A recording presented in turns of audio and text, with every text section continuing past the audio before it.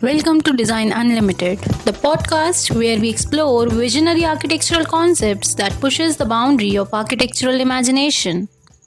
I am your host Naina Bansal, and in today's episode we are reviewing mistakes and experimental learnings done for floating structures. Our first stop takes us to examples of failed floating projects and the surviving ones too, that highlights the challenges and complexities of bringing such ambitious concepts to reality. First of all, let's talk about Freedom Ship. It was envisioned as a massive floating city that could accommodate tens of thousands of residents.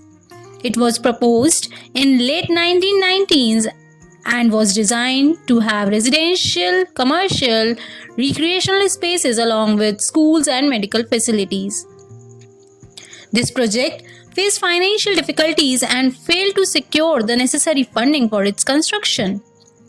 Additionally, the engineering challenges of creating a stable and self-sufficient floating city proved to be a significant hurdle.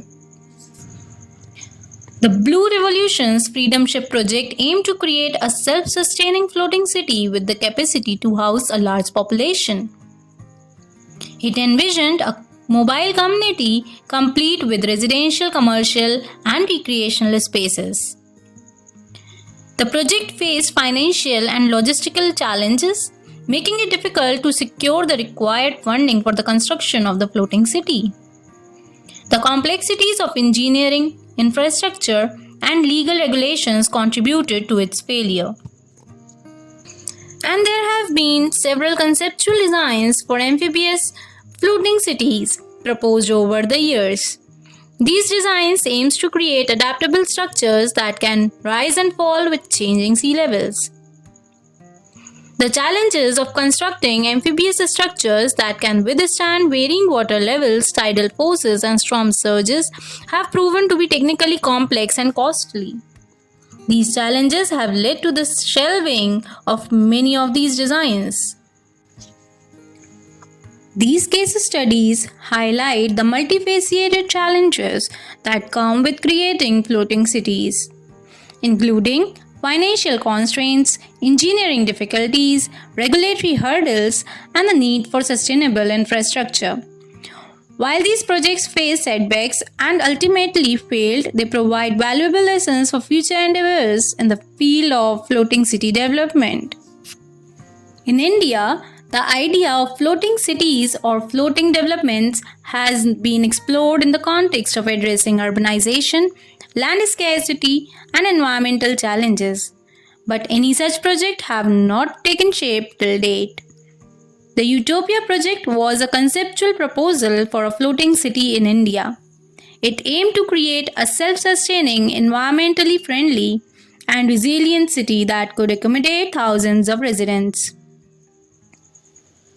The city was designed to be a hub of innovation incorporating renewable energy sources, waste management systems, and green spaces. It was envisioned as a city that could adapt to rising sea levels and environmental changes. It aimed to provide housing, commercial spaces, and public amenities while minimizing the impact on coastal lands. The Utopia project remained a conceptual proposal and had not progressed to the construction phase. The project faced challenges related to engineering, funding, regulatory approvals, and the complexities of creating a self-sustaining floating city. Roots and shoots of floating structures can also be observed in India.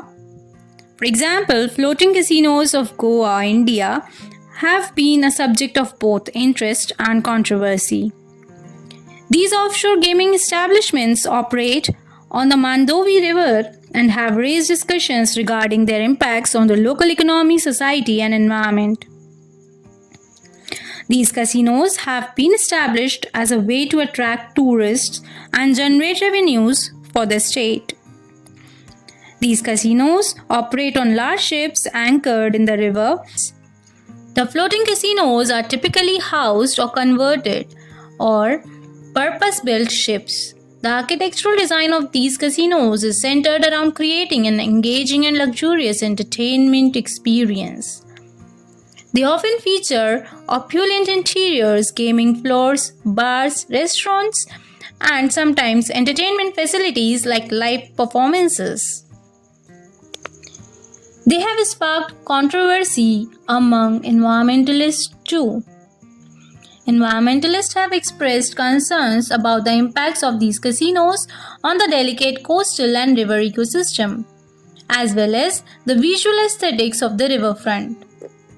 Similarly, Prayagraj's floating restaurant have been proposed, which will be built on Yamuna River, offering a unique dining experience with picturesque views.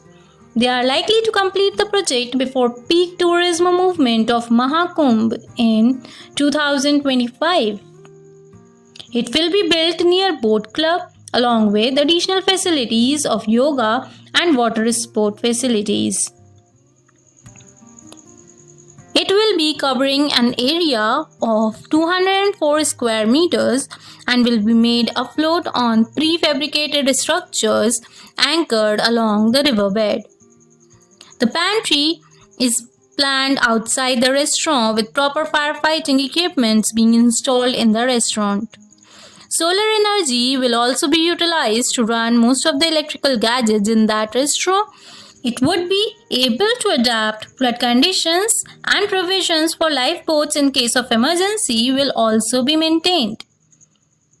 Gopal Krishnan Achari designed a flood-resistant floatable house with air tanks installed in the foundation.